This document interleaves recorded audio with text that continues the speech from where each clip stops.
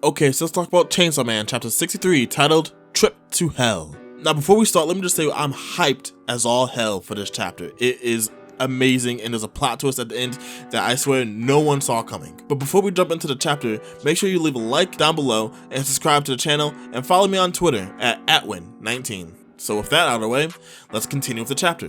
In this week's chapter, we open up where we left off in chapter 62 with Toka standing over the dead body of Denji and the unconscious body of Beam. And that's when we see the master walk up behind Toka and tell him he did a very good job. He accomplished the final task she gave him. And Toka's like, yeah, okay, thank you, master, but let's move the body before someone else comes and tries to take it from us. And it's like, that's a very smart idea, Toka, very smart.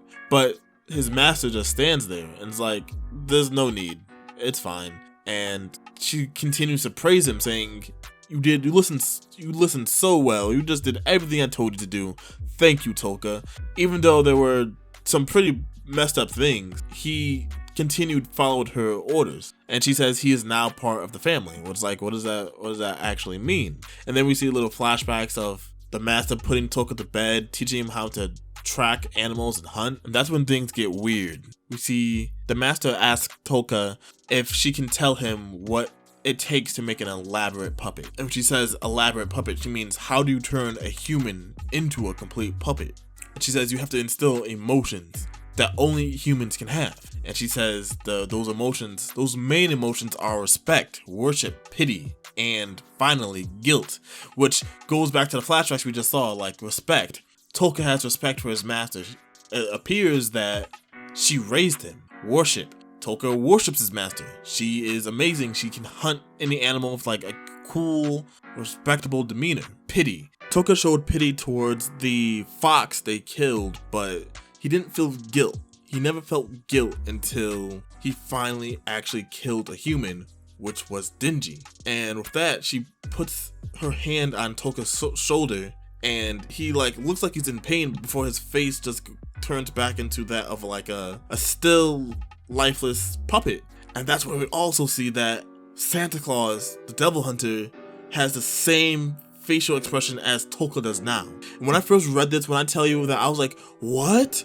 I thought the gist was that Toka was Santa Claus, either from the future or like he did an instant morph into Santa. And I was like, oh shoot, the master controls Toka and Toka is Santa Claus.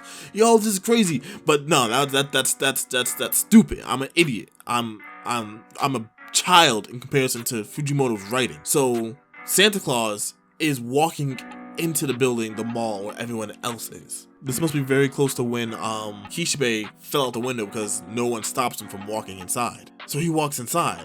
But then we transfer to Aki, back with Quan Chi, and we see Quan Chi throwing Yoshida, the octopus guy, out the window like she did with the past two guys, which is kind of hilarious. All right, I like, this is almost a lighthearted moment in this chapter because shit's about to hit the fan, and she throws him out, but of course he's pretty good. He catches himself with his octopus devil and lands the safest out of the three on the ground. That's when Quan Chi turns back to everyone else and she sees Aki and Angel and the other two guys, and it's like, you're next. That's when Aki has a vision, and of course Aki only sees literally a few seconds into the future, so he's just tripping balls like, what the fuck is about to happen? Just like we're about to be like, let me show you. So we see Toka standing still, we see Santa standing still, and we see the master standing still.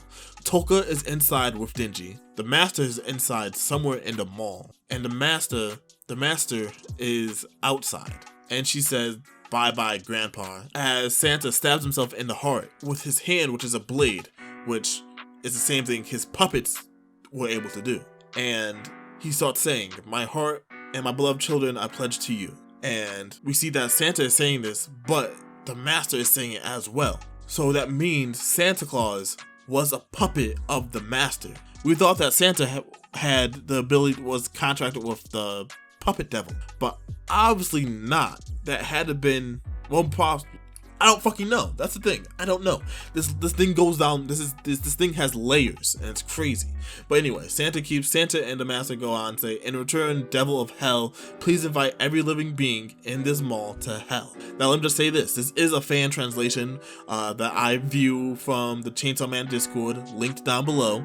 So this isn't the official release of the translations, but this guy who translated it, he's pretty spot on for the past while now. So I trust it and I like it and I enjoy it better than Viz Media's translations, even though I have bought their stuff before. The Master is saying that with the sacrifice of Santa Claus's heart and 3 children, every living being, this is going to be important, every living being in the building needs to be transported to hell. And that's when I'm just like, yo. And then we see an old cottage with 4 children enjoying pasta. Just 4 young children with smiles on their faces. And we see a grisly, old, pale finger come across the screen and wipe 3 of the children away.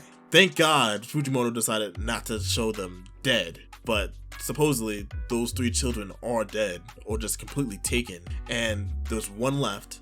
And we see Santa Claus in a pool of his own blood, dead. Next, we see it's become pitch black, and everyone that was on the 7th floor of the mall is kind of like, what's happening, including the Violent Fiend and Kobeni. And we also see that Toka is standing over still the unconscious and dead body of Beam and Denji. So we're like, what's going on?